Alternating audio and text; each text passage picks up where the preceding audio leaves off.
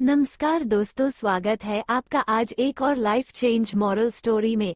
बुद्धा जी की ये moral story आज आपको जीवन की एक बहुत अनमोल सीख देगी, इसलिए कहानी को आखिर तक पढ़ो और अनमोल ज्ञान प्राप्त करो।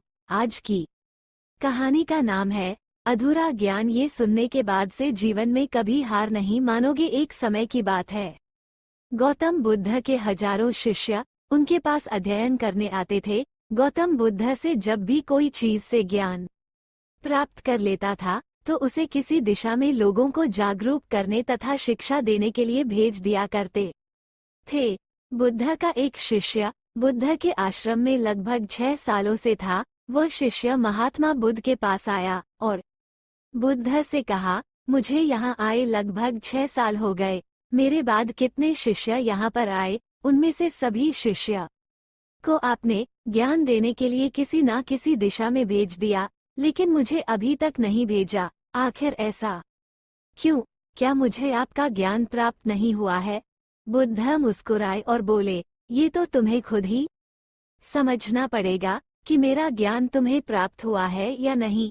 शिष्य बोला, हे बुद्ध, आपने इन 6 सालों में जो मुझे उपदेश दिया है वह मुझे सब याद है। आपकी बताई हुई एक एक बात मुझे सब याद है। आप कुछ भी मुझसे पूछ सकते हैं, मैं हर उत्तर देने के लिए तैयार हूँ। आप मुझे एक मौका तो दे ताकि मैं किसी भी दिशा में जाकर लोगों को अपने ज्ञान के बारे में बता सकूं। इस पर बुद्ध ने बोला कि ज्ञान की बात को याद रखने से कोई फायदा नहीं जब तक तुम उस आदत को खुद नहीं अपनाओ। शिष्य ने कहा, जो भी हो, कृपया मुझे एक मौका जरूर दें। आप मुझ पर भरोसा रखें, मैं सभी को अपने ज्ञान से प्रभावित कर सकता हूँ। मैं लोगों को ऐसी बातें बता सकता हूँ जिससे लोगों के जीवन में शांति आ जाएगी और वो अपना शांतिपूर्ण जीवन जी पाएंगे। तो फिर बुद्ध ने कहा, अभी तुम तैयार नहीं हो। जब तुम उसके लिए तैयार हो जाओगे तो फिर मैं तुम्हें खुद ही किसी दिशा में जाने के लिए बोल दूंगा। शिष्य ने कहा, क्या आपने मुझे इन 6 वर्षों में इतना भी ज्ञान नहीं दिया कि मैं किसी को प्रभावित ना कर पाऊं? बुद्ध ने कहा, ठीक है, तुम पूर्व दिशा में चले जाओ, वहां एक गांव मिलेगा, वहां से भिक्षा मांग कर लाना और अपने ज्ञान से लोगों की मदद करना। कल सुबह तुम वहां अकेले जाना और शाम में आकर मुझे बताना कि तुमने लोगों की सहायता कैसे की। शिष्य ये बात सुनकर बहुत खुश हुआ और आशीर्वाद लेकर चला गया।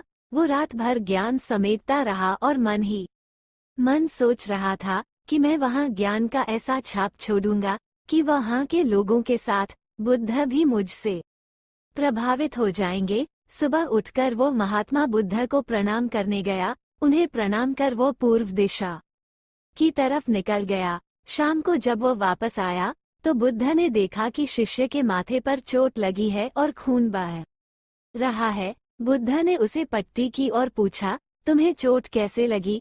शिष्य ने कहा, वहां के लोग बेहद ही दुष्ट हैं, उन्हें जरा भी बुद्धि नहीं है। मैं उस गांव में भिक्षा लेने गया पर किसी ने मुझे भिक्षा नहीं दी। सब मुझे वहां गालियां दे रहे थे। एक व्यक्ति ने भिक्षा तो दी थी लेकिन नीचे फेंककर और कहा, इसे उठा लो। मैंने उन्हें काफी समझाया लेकिन मेरी बात सुनने को तैयार ही नहीं थे। उन्होंने मेरे साथ हाथापाई की जिससे मुझे चोट लग गई। बुद्ध, आप मुझे दूसरी जगह भेजिए जहाँ के लोगों में ज्ञान हो, वो इस तरह ना हो। बुद्ध शिष्य की बात सुनकर मुस्कुराए और बोले, अगर दूसरे गांव में भी ऐसे ही गांव के लोग होंगे तब तुम क्या करोगे? शिष्य ने कहा, हे बुद्ध, मैं ऐसे लोगों को कोई ज्ञान नहीं दे सकता, वो लोग अज्ञानी है, उन्हें कौन समझाए? बुद्ध ने कहा, वो लोग अज्ञानी नहीं बल्कि ज्ञानी है। उनके पास बहुत ज्ञान है परंतु उनके पास खुद का ज्ञान है। अब अगर तुम किसी दूसरे के ज्ञान हो चोट पहुंचोगे तो वो कुछ तो कहेंगे ही। तुम्हें ऐसे लोग हर जगह मिलेंगे, तब तुम अपना ज्ञान उन्हें कैसे दोगे? बुद्ध ने कहा, आज तुम आराम करो, कल शाम को मेरे पास आना। शिष्य बुद्ध को प्रणाम करके चला गया। अगली शाम जब वह वापस बुद्ध के पास आया तब वहां बुद्ध के एक और शिष्य मौजूद थे। उनके हाथ में भी चोट लगी हुई थी। बुद्ध ने शिष्य के हाथ पर चोट देख उस पर पट्टी की और उससे पूछा, तुम्हें ये चोट कैसे लगी? शिष्य ने कहा, आपने पूर्व की ओर एक गांव में मुझे जाने के लिए कहा था, तो वही मुझे चोट लगी। बुद्ध ने कहा, वहां तुम्हारे साथ क्या क्या हुआ, तुम मुझे बताओ। शिष्य ने कहा, वहां पर मैंने सबसे भिक्षा मांगी, लेकिन किसी ने भी भिक्षा नहीं दी। एक व्यक्ति जिसने भिक्षा दी भी तो मुझे जमीन पर फेंक कर दी थी और कहा, उसे उठा लो, तो मैंने उसे उठाकर अपने झोले में रख लिया और मैंने उसे सफल होने का आशीर्वाद दिया। तब उस व्यक्ति ने मुझसे कहा, आप बड़े अजीब लगते हो, मैं आपका अपमान कर रहा हूँ और आप मुझे आशीर्वाद दे रहे हो। तो मैंने उनसे कहा कि आप दानी हो, आपने मुझे दान दिया है, इसलिए मैं आपको आशीर्वाद दे रहा हूँ। फिर मैं वहां से आगे गया तो कुछ लोगों ने मुझे वहां से वापस जाने के लिए कहा। उन्होंने मुझे कुछ अपशब्द है और मुझ पर पत्थर भी फेंके, जिससे मुझे चोट लग गई। और जब मैं वापस आ रहा था तब रास्ते में मैंने एक माँ को रोते हुए देखा। वो अपने बीमार बच्चे को लेकर चिंतित थी।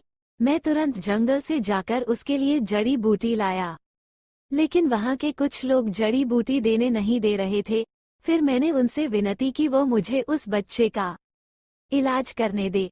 उसके बाद वो जैसा कहेंगे मैं ठीक वैसा ही करूंगा। फिर जिस व्यक्ति ने मुझे भिक्षा दी थी उसने गांव वालों को समझाया।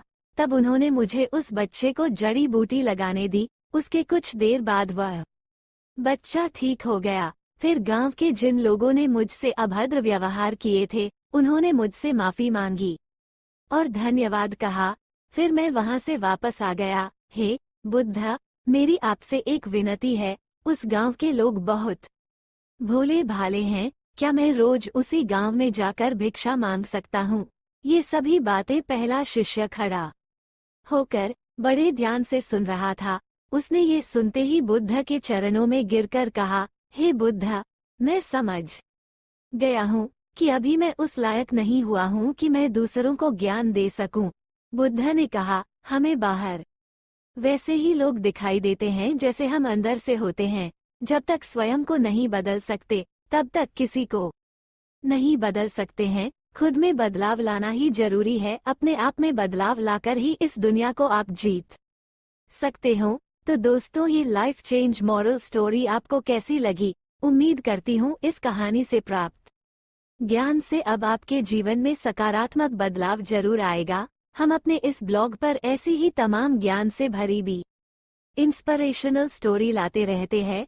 ऐसी और मोटिवेशनल स्टोरी सुनने के लिए प्लीज मेरे चैनल को सब्सक्राइब करें और बेल आइकन को प्रेस करें। Please like and subscribe my channel for more interesting stories world।